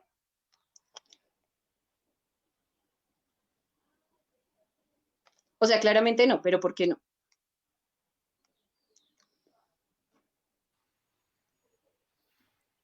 Porque no se señala a nadie como tal. Primero, porque no se señala a nadie como a tal. Perfecto. ¿Y Pero por qué también más? posición, es decir, ahí desde el inicio parece haber una posición también a la defensa, por ejemplo, de la manifestación. No sé si es también por eso. También se pone un poco el Digamos que enemigo. dijera las decisiones. digamos que dijera como las decisiones de los ministros de las superintendencias, jueces y la alcaldesa Claudia López se centralizan en despachos capitalinos. Ah, ya sé por qué. No, porque no señala personas. ¿Sí?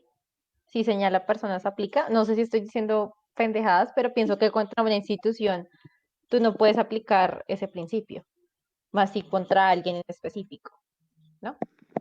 Sí, o sea, totalmente, la presunción de inocencia es para individuos, es para personas. Pero adicionalmente, es que aquí no estamos hablando de un delito. Existe un mecanismo, existe algo en las leyes que diga que cuando las personas ejercen su derecho a la protesta, alguien tiene que escucharlos. ¿Eso está escrito en alguna ley? ¿Es función de algún funcionario público? No, no está. Entonces, la presunción de inocencia solo nos va a aplicar pues cuando está establecido en leyes y cuando hay un delito de por medio. De lo contrario, pues a nosotros nos puede parecer que es necesario que esté. Pues claro que esto debería existir. ¿Cómo es que se hacen todas las manifestaciones que se hacen y no hay un canal de diálogo para canalizar esas demandas? Pero lo que nosotros creamos que debería existir no significa que exista. Y no significa por eso que tengamos que, como en este caso, por ejemplo, no aplicaría la presunción de inocencia. Podemos culparlos directamente y los estamos culpando desde un enfoque analítico porque legislativamente no hay nada que los esté amarrando. Listo. Vi que varias personas levantaron la mano. Adelante, por favor. ¿Quién es? No, qué pena. Ya me autoaclaré las cosas. Listo. ¿Alguien más? ¿No? Listo, sigamos. Entonces, reconstruye este artículo la red que da profundidad al hecho. Entonces voy a leerles. ¿Cuántas veces no hemos visto pequeños grupos de personas que se turnan para permanecer inermes ante alguna institución que permanece inmutable ante sus reclamos? No hay que preguntárselo tanto, solo hay que recordar que desde el año 2011, atravesando la pandemia y todo lo que ha ocurrido desde entonces, un grupo de trabajadores de la empresa General Motors, agrupados bajo la Asociación de Trabajadores y Extrabajadores Enfermos de General Motors, tuvieron que abandonar por completo a sus familias y demás actividades para literalmente vivir en una constante demanda por el reconocimiento por parte de la compañía de los múltiples padecimientos que sufrieron los empleados despedidos.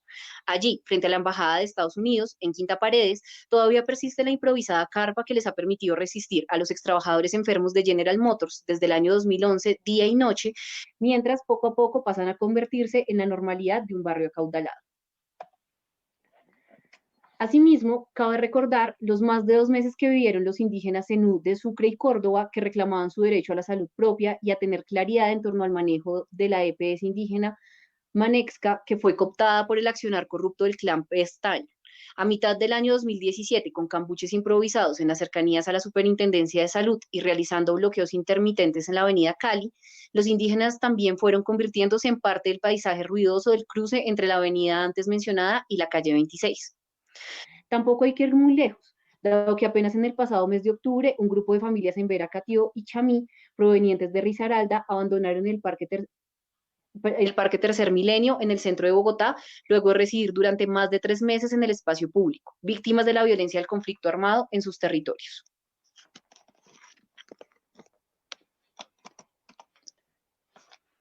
¿Tenemos construcción de red ahí?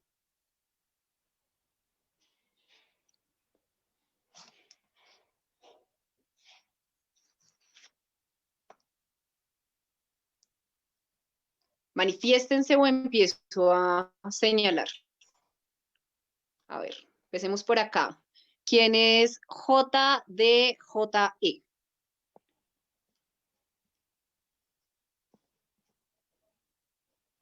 ¿Quién es JDJE? ¿No? Ni idea. Ok. Siguiente. Natalie. Cuéntanos. ¿Reconstruye la red que da profundidad al hecho? Pues yo siento que no, porque está hablando de cosas, pues es que la verdad es que mi percepción es que habla de hechos muy separados, entonces no le hallo como un hilo, pero no sé si eso tenga que ver, es como más una perspectiva del lector, digo yo. ¿Listo? Laura, ¿tú qué opinas?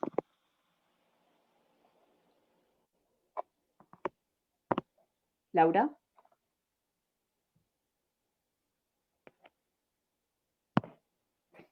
Pues a mí, bueno, yo tengo una percepción similar de que quizá hay un contexto, es decir, hay varios casos puestos y eso me parece que podría irnos haciendo este hilo.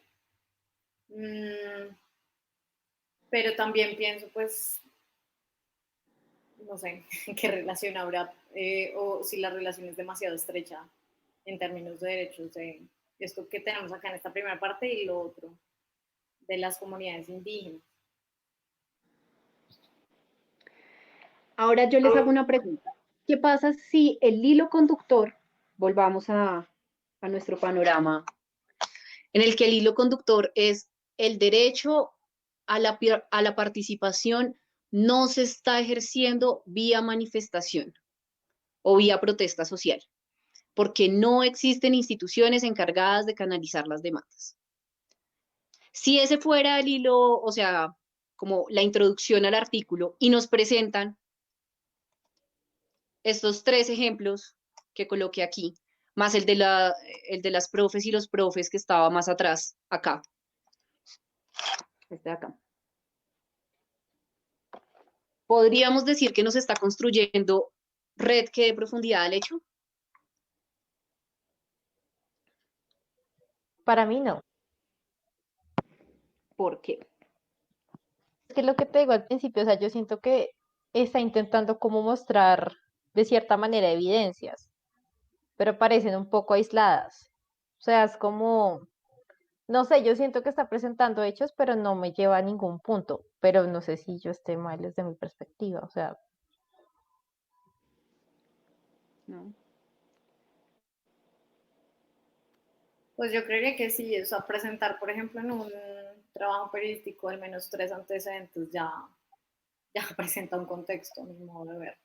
Es decir, es más de lo que hablábamos ahorita un poco, es muy difícil también en términos de que en el periodismo se pueda andar mucho por los espacios, etcétera, mostrar 3 antecedentes, me parece que ya es, digamos, algo interesante en términos de ofrecer un contexto.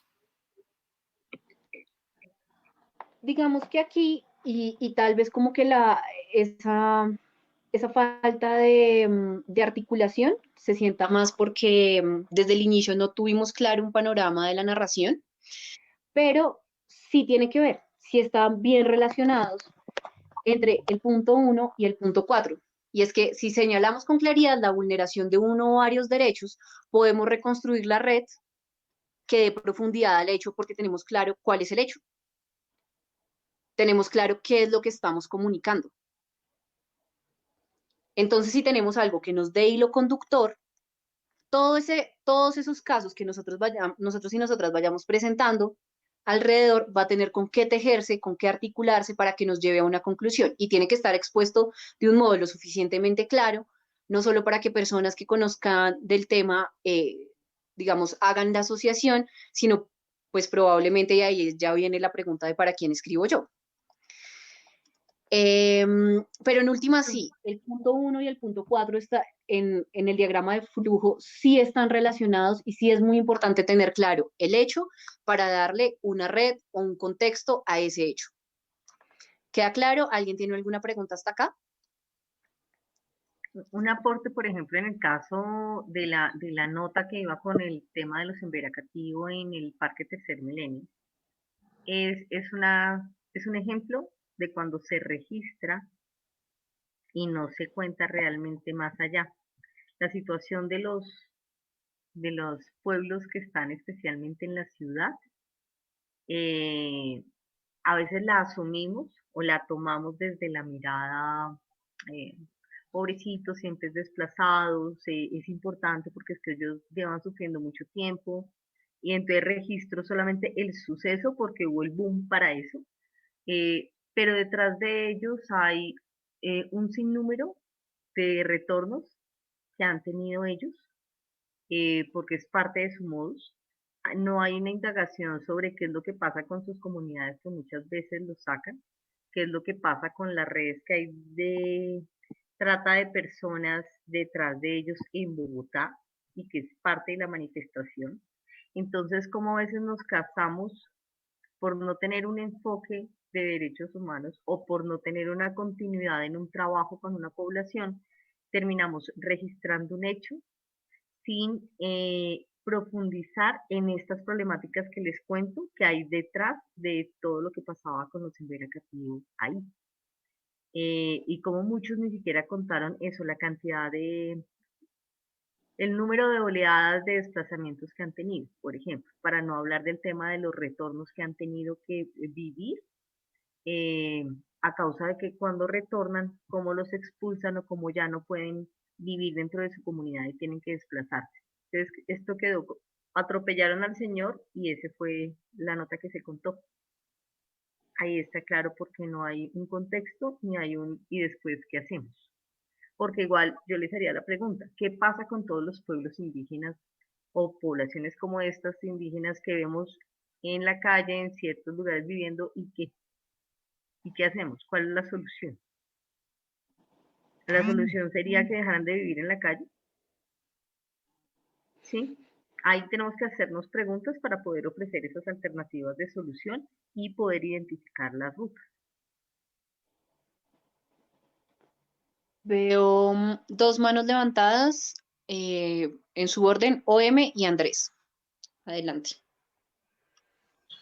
Bueno, pues en parte pues el artículo, pues para dimensionar también lo de los culpables, está también un tanto enfocado en no solamente en la responsabilidad de la institucionalidad, sino también en la responsabilidad que tenemos como ciudadanas y ciudadanos de respaldar ese tipo de manifestaciones, porque en todo caso eh, es como si pesaran un tipo de manifestaciones por sobre otras, o como si unas manifestaciones contagiaran más que las otras.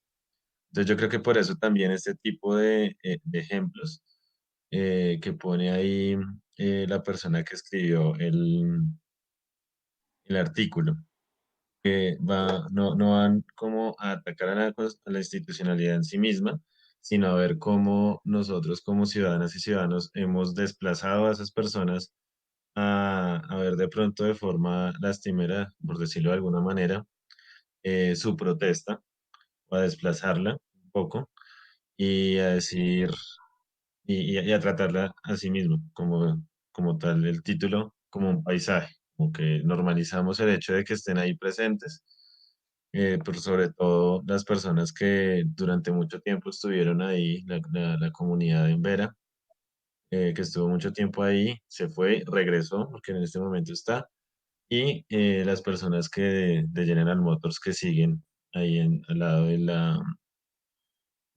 la embajada de Estados Unidos. Entonces, pues quisiera pues, como señalar esas dos partes porque pues no es solamente la culpabilidad del Estado, pues porque en últimas, aunque suene una generalidad, pues si ellos son los que proporcionan los derechos o esa es su responsabilidad, considero que si, si no se están haciendo valer esos derechos, pues ellos son los que tienen que ser los culpables eh, pues si no están siendo dados esos derechos.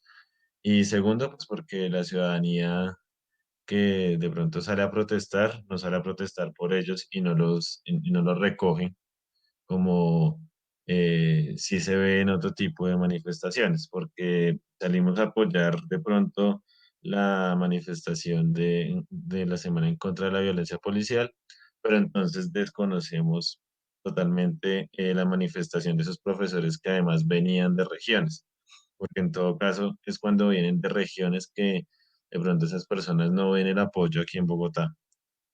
Aunque, bueno, un ejemplo fue la amiga indígena, pero pues generalmente cuando las protestas vienen de regiones, Bogotá no las acoge en su mayoría, sino que como tiende a desplazarlas a otro tipo de espacio. Y mi duda está en ese punto y es en el de la presunción de inocencia.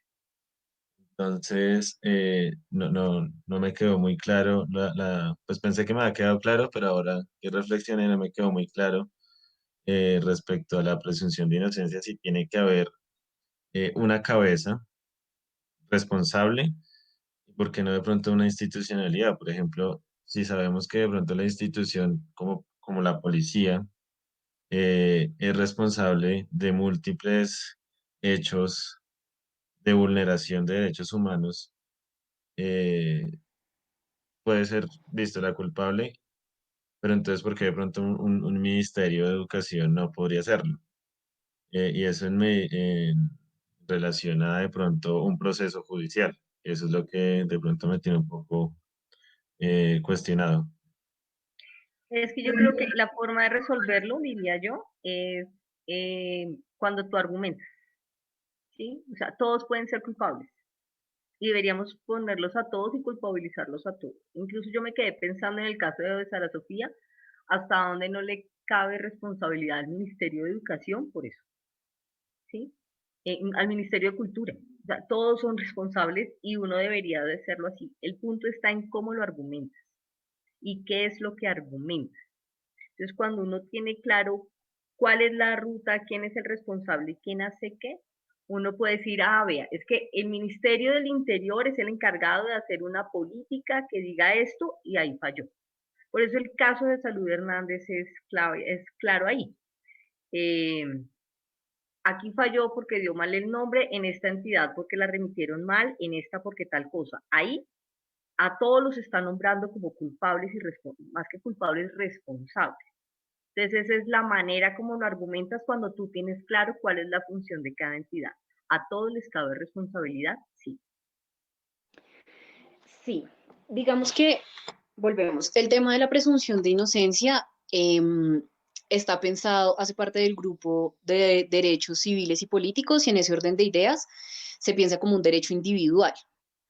Por eso, y digamos que va relacionado con el derecho a la honra, al buen nombre y todo lo demás. Entonces, en ese orden de ideas, cuando hablamos de presunción de inocencia, por supuesto que es cuando nosotros hablamos de personas en específico. Cuando hablamos de instituciones, tal como venía diciendo Fabi, hablamos de responsabilidades, de tenían la función de hacer tal cosa y lo que hicieron fue tal otra, y eso lo podemos hacer, o sea, lo podemos revisar o poner en evidencia a través del seguimiento de documentos en específico. No es que no podamos culpar a la policía como institución, claro que culpamos a la policía como institución de toda la violencia que ha habido en muchos lugares desde hace mucho tiempo.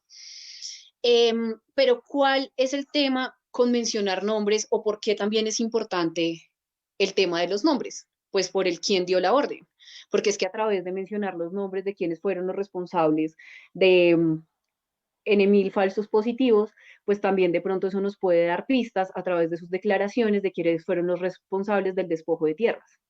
Entonces es un tema de que cuando les ponemos cara y cuerpo, pues es un tipo de reivindicaciones políticas, pero cuando hablamos de institución y de la responsabilidad de las instituciones, y entonces ahí viene un poco el tema de la culpabilidad del Estado. No es un tema de culpabilidad y por eso lo hemos expresado siempre en tema de garante de derechos, porque como garante es responsable.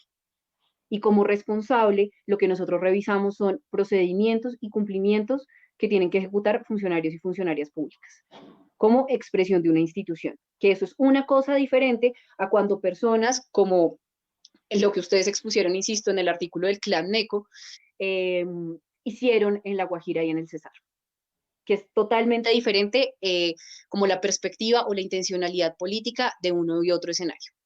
¿Sí queda más claro por ahí lo de la presunción de inocencia? Lo otro que tú habías mencionado, de qué hacemos como ciudadanía, de un llamado como no a la responsabilidad del Estado, sino a la responsabilidad de la ciudadanía acompañar, digamos, estos movimientos sociales. Pues ahí vendría la pregunta de qué ciudadanía es la que va a ir a acompañar esos movimientos sociales. Yo no esperaría, por ejemplo, que, o sea, claro, en mi mundo ideal sí, pero en este no, que un parche del Opus Dei vaya a manifestarse fuertemente, o sea, deje de ir a descansar después de su jornada laboral y vaya y banque una manifestación sobre un feminicidio de una chica trans. No lo esperaría. Entonces, yo creo que es también como poder perfilar y diversificar esa ciudadanía cuando nosotros hablamos tan ampliamente, porque tiene muchos matices y tiene muchas posturas. Primero y segundo, nuevamente, hablando de esto de enfoque y perspectiva, podemos denunciar que las y los indígenas están en el tercer milenio haciendo un reclamo de derechos por conflicto armado, tema de tierras, injusticias ambientales, todo lo que pasa por sus territorios. Pero entonces, ¿cómo podríamos dar un acompañamiento a esos grupos? O sea, ¿cómo como ciudadanía, desde la escritura de estos artículos les damos, o sea, como desde la labor periodística, cómo damos vía a esa ciudadanía para que se articulen? Háblense con tal, párchense tal día, va a haber un plantón de tal cosa, y es también como desde qué lugar se quiere llevar a cabo el ejercicio periodístico, creería yo. Entonces, ese cuestionamiento que hacemos como ciudadanía, yo creo que también debe ir ahí acompañado como de esa, entender la ciudadanía como algo muy diverso, como no, nuevamente no ponerla en estos términos de algo casi que etéreo, sino de personas, de caras y de posturas, y también el cómo estar ahí, porque pues el cómo es importante. Hay Eh, un complemento ahí, Dani, con el tema de ciudadanía. Una de las funciones del periodismo también es educar. Entonces, si yo no le explico a la gente, uno, que hay una vulneración, o sea, miren los ejemplos que hemos visto acá, y a veces por meter mucha prosa y cosas se nos olvida lo fundamental, y es ser claros en, se está vulnerando un derecho, ¿cuál? Este, ¿qué hacemos ante esa vulnerabilidad? Hacemos esto. Eso se llama educar, que es parte también de las críticas que hacemos a los medios generalmente, es porque solamente entretenemos. Entonces vamos a informar, pero también vamos a educar. Y esto es un ejercicio de educación ciudadana. ¿Qué hacemos con la ciudadanía cuando uno les dice, ay, no, pero no los quedamos, no los volvamos paisaje? Ok, si no los vuelvo paisaje, porque muchos pueden decir, irse por vamos a llevarles una colecta, ¿no? Estas visiones de, vamos todos y les llevamos chocolate, como bueno, perdón con las creencias, pero los que son de religiones y esos van y les llevan chocolate. Entonces, es como plantearle a la gente, vea, hay otras salidas que no tienen que ser asistencialismo, o a veces hay que hacer cosas asistencialistas, no sé. Eso también parte desde donde me ubico yo. Entonces, la labor en la información también tiene que o debe pasar por un proceso de educación. Cuando educo, cuando puedo entender y explicarle a la gente lo que pasa y lo que podría hacer para evitar que eso siga ocurriendo.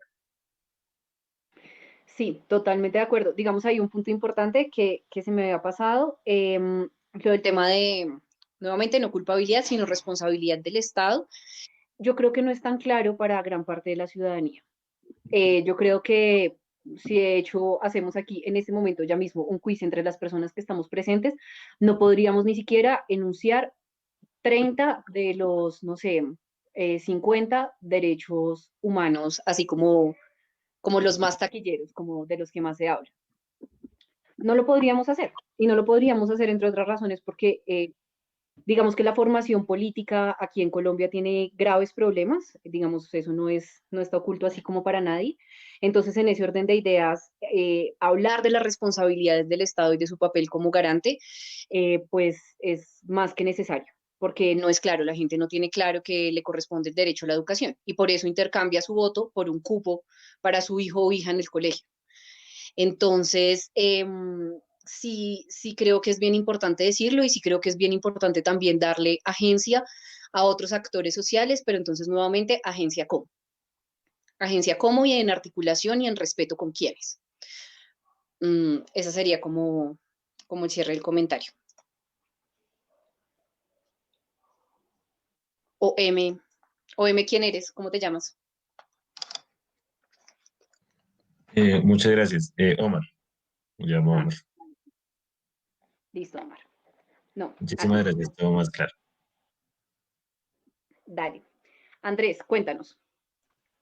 Bueno, pues abriendo todas las cosas que están pasando, las posiciones de todos, creo que uno como periodista, pues realmente, y lo que yo he analizado en lo poco que he escuchado y lo que he vivido como en mi formación, siento que cuando respecto a las protestas o alguna situación que suceda aquí, pues siento que hay periodistas que no indagan realmente, muestran lo superficial y eso es lo que muestran. Y por eso, pues, debido a las protestas, por eso mucha gente está inconforme a los jóvenes que son unos vándalos, bueno, toda esa situación que sucede. Entonces creo que el periodista, el que realmente es periodista, debe como darle voz a esas víctimas, a esas personas que están reclamando algo.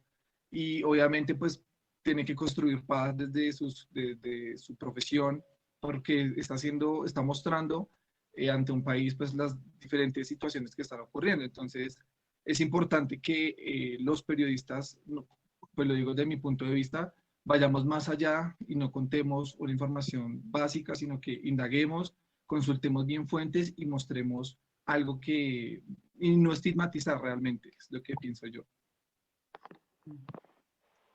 Yo creo que ahí hay que hacer un ejercicio como de tener líneas de trabajo continuo donde uno pueda indagar y cuando ocurre un suceso, porque pues igual uno entiende que hay cosas que están pasando y hay que salir en el momento caliente, ¿no? Pero entonces si yo tengo la línea y tengo pequeñas investigaciones y voy dateándome esa línea, pues es más fácil que cuando viene el momento caliente yo lo tenga en la cabeza. ¿Qué es lo que pasa con muchos periodistas? No hablar de medios, sino de periodistas. Es uno, la rutina, lo que llaman la rutina periodística, que es cuando te piden simplemente que vayas, cubras, dos pulsitos, chao. Ahí no tienes tiempo a menos que lo tengas en la cabeza. Y hay gente muy chiquita haciendo las coberturas.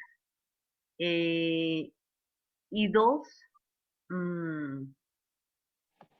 pues no necesariamente todo el mundo tiene como la misma sensibilidad o el mismo, o no ha estado como en cercanía de problemáticas sociales, entonces no dimensiona muchas cosas. Entonces, digamos que una propuesta que podría hacer precisamente, que podrían hacer ustedes como colectivo es identificar cuáles son esas líneas que nos interesa trabajar para poder profundizar, cosa que yo voy, curo, hago el registro del momento, pero logro complementar con lo que otros hemos investigado y le damos otra mirada al escrito para no funcionar tan de reacción como lo hacen como lo hacen muchos, porque igual toca, o sea, yo también lo hago, o sea, si en este momento no sé, estalla aquí un transformador, por decir cualquier cosa, pues yo estoy en la ruralidad, entonces eso es grave acá.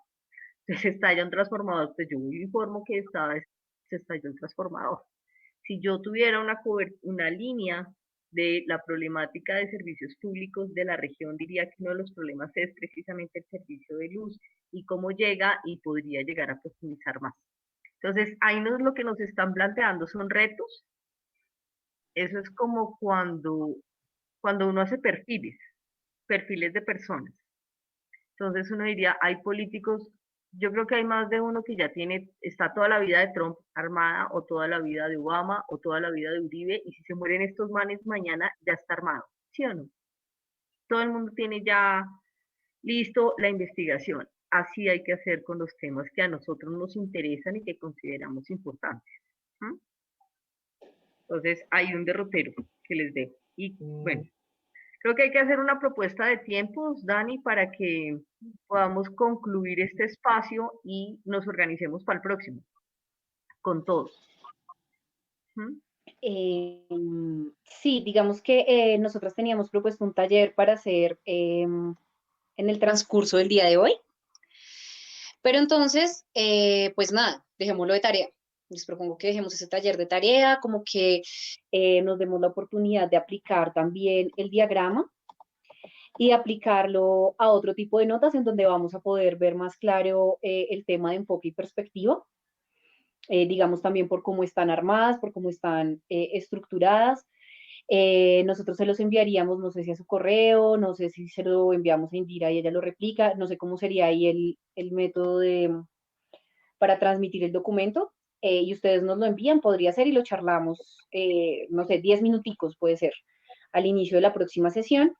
Y lo otro es que a continuación se viene la sesión de trabajo autónomo, que es distinto a el ejercicio. Lo de ahorita es solo una tareita como para reforzar el uso del diagrama de flujo. Y pues también para que podamos darnos cuenta que ya lo han hecho, o sea, ustedes ya lo han hecho en varias notas y pues nada, les quedó bien lindo. Entonces también como para aprender de las cosas chéveres que hemos hecho. Pero entonces la sesión del trabajo autónomo sí va a tener como una exigencia un poquito más alta porque va a ser intervenir directamente algunas notas a partir de unos ejercicios que les proponemos con Fabi. Como para no saturarlos de información, les proponemos que mañana, si quieren, les hacemos el envío de esa segunda parte de trabajo. Y ya, no sé qué tengas por decir ahí, Fabi. ¿No? Les organizamos como la guía. La idea es como decir 1, 2, 3. A mí me gusta como el 1, 2, 3 para que uno no se pierda en los pasos mientras va adicionando y las matrices. Entonces es parte de lo que hemos